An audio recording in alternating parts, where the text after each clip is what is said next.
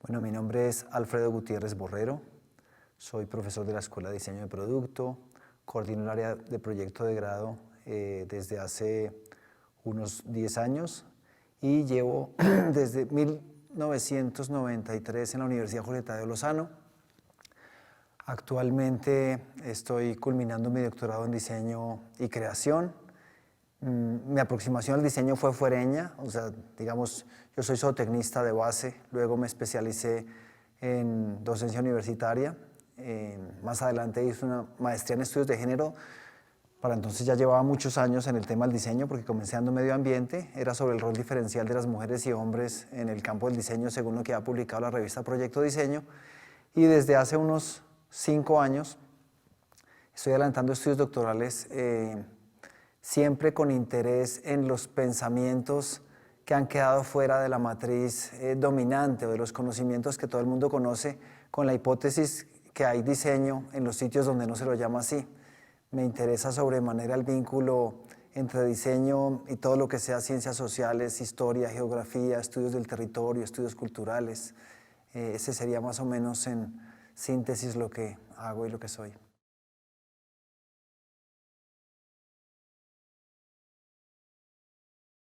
Bueno, pues el enfoque del diseño del sur podría ser una corriente que retoma conocimientos viejos, no hay ninguna presunción de novedad en él.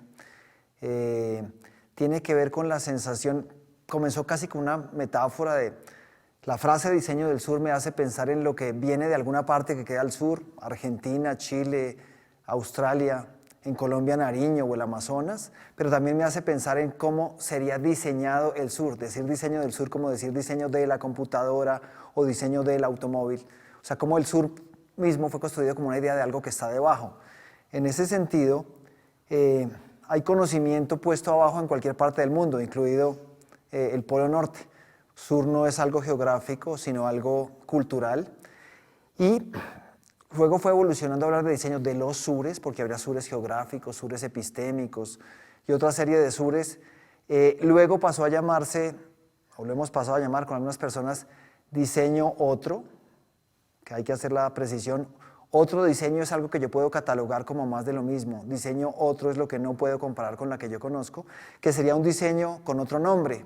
Entonces está buscando las formas, si diseñar es prefigurar o anticipar el resultado de algo antes de elaborarlo, diseños otros son las formas de hacer eso, equivalentes a lo que llamamos diseño en otras culturas.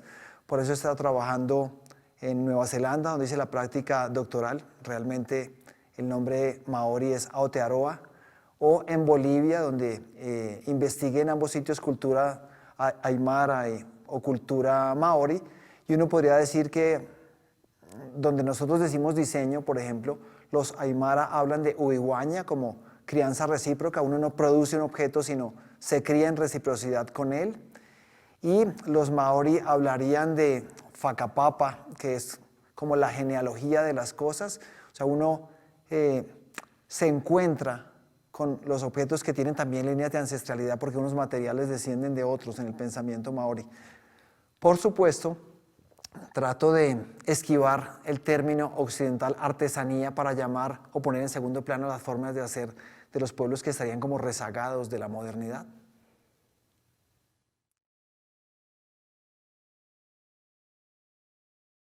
Bueno, pues el taller que estamos realizando actualmente de Diseños Futuros y Sures obedece a un cruce de caminos entre varios profesores en diversas escuelas que venimos trabajando desde hace bastante tiempo, y pienso que codiseño pues tiene que ver con el encuentro en compañía de ese mismo espacio, porque no es un espacio que ocupe la corriente principal que vincula los pensamientos de Tony Fry en Tasmania, de Adam Nochek en Arizona, de Daniel Vergara en la Universidad República en Montevideo, de Daniel Lopera en Ibagué, de Arturo Escobar en Carolina del Norte y en Cali.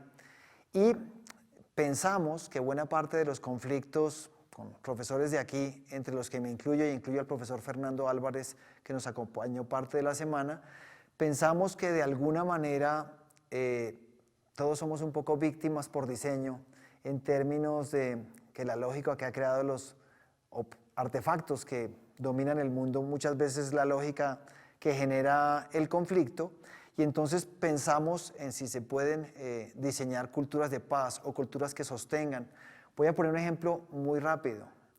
Si uno pensara el diseño desde los mundos indígenas, la mayoría del diseño que usamos no tiene reciprocidad alguna con el medio ambiente o con la madre tierra, o en algunas culturas ni siquiera tiene género, lo que llamamos naturaleza, porque, digamos, no hay retribución además del uso. Un automóvil nos lleva de un lado a otro y en su línea de fabricación se consumieron una cantidad de recursos, pero en su uso no devuelve nada a la tierra. Comparemos un automóvil con una abeja que hace lo que tiene que hacer y además poliniza y contribuye a la dispersión de las plantas. Si pensáramos en consonancia con los sistemas naturales, fuera del uso habría retribución. El teléfono, al mismo tiempo en que hablamos por él, requiere una cantidad de energía tomada del ambiente. Entre más pequeño el teléfono, requiere de más repetidoras, de más estaciones. La desmaterialización de las comunicaciones no es tan cierto. Y todo eso está demandando energía, demandando materiales que a lo mejor se pueden reciclar al final, pero nunca se pensó que el teléfono tuviera una función retributiva que armonizara con el ambiente desde el principio. Cuando pensamos en diseño para la paz o en restaurar por diseño, nos referimos a eso, a comenzar a pensar un poquito en las formas de generar un diseño que future, un diseño que llene el futuro de posibilidades que el diseño contemporáneo no hace, porque es un diseño que llena el futuro de sus propias extracciones, que llena el futuro un poco de basura, concepto que por cierto tampoco existe en los mundos indígenas.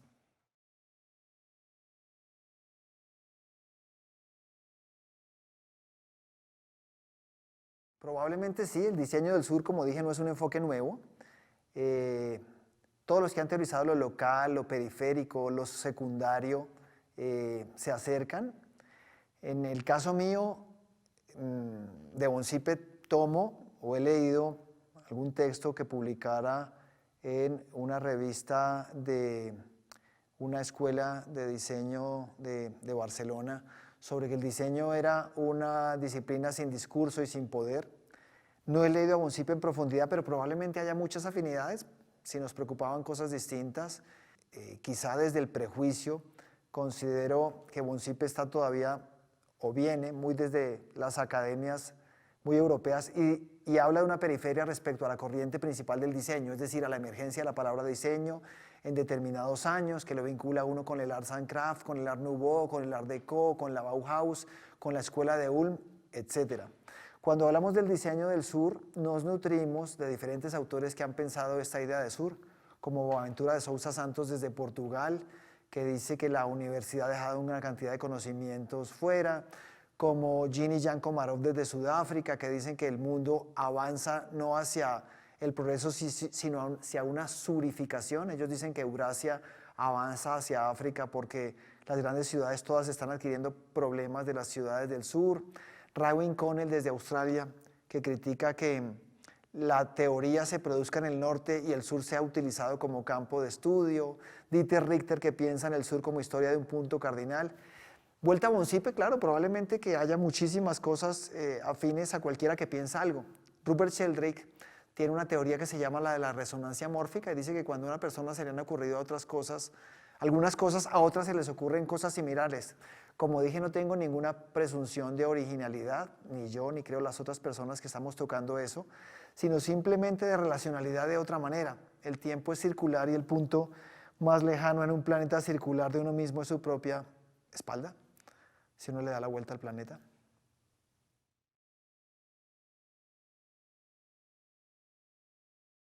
Bueno, el encuentro lo más destacable es que en él confluyen varias cosas.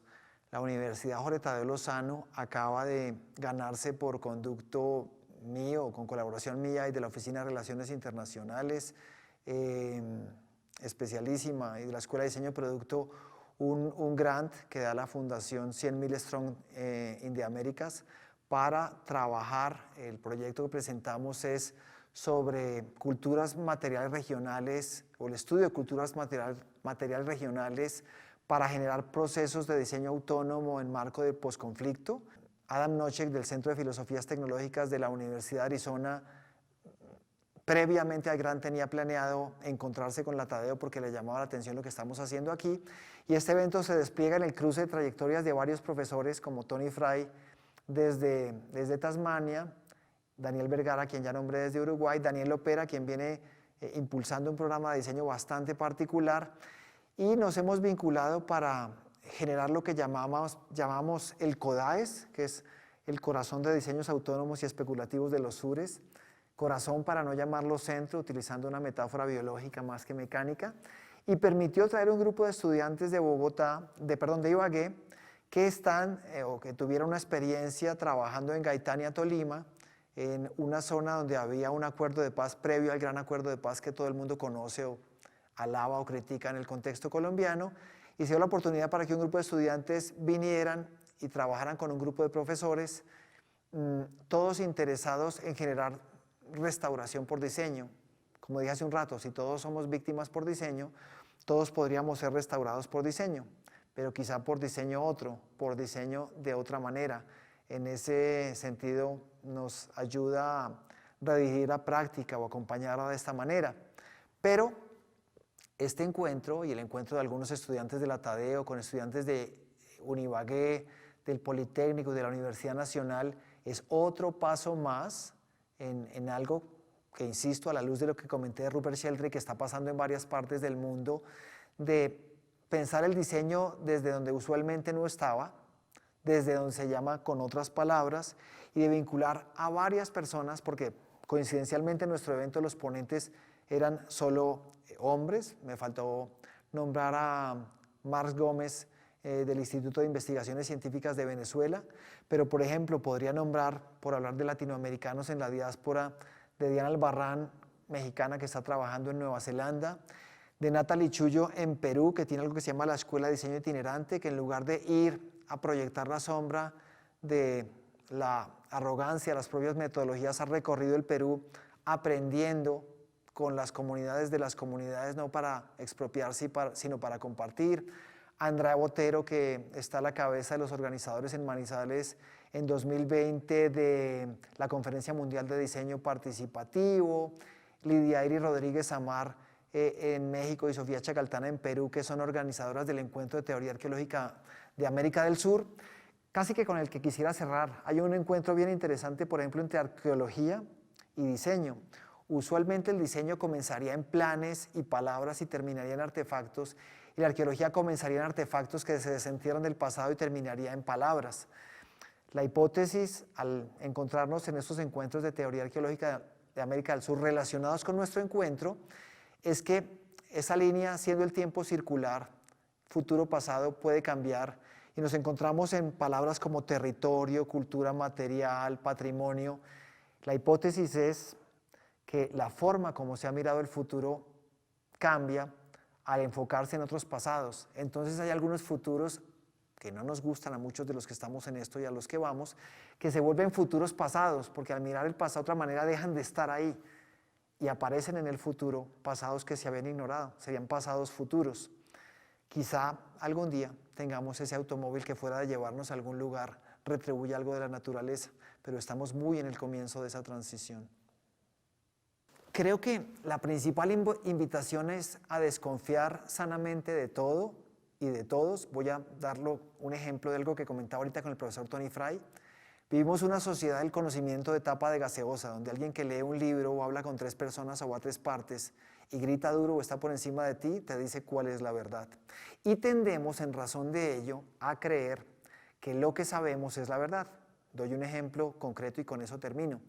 Hace unos meses, en el periódico El Espectador de Colombia, salió un artículo bien interesante sobre la laguna de Fúquene, un cuerpo de agua que queda al norte de la ciudad de Bogotá, que en tiempos de la independencia de Colombia tenía 2 o 3 veces su tamaño.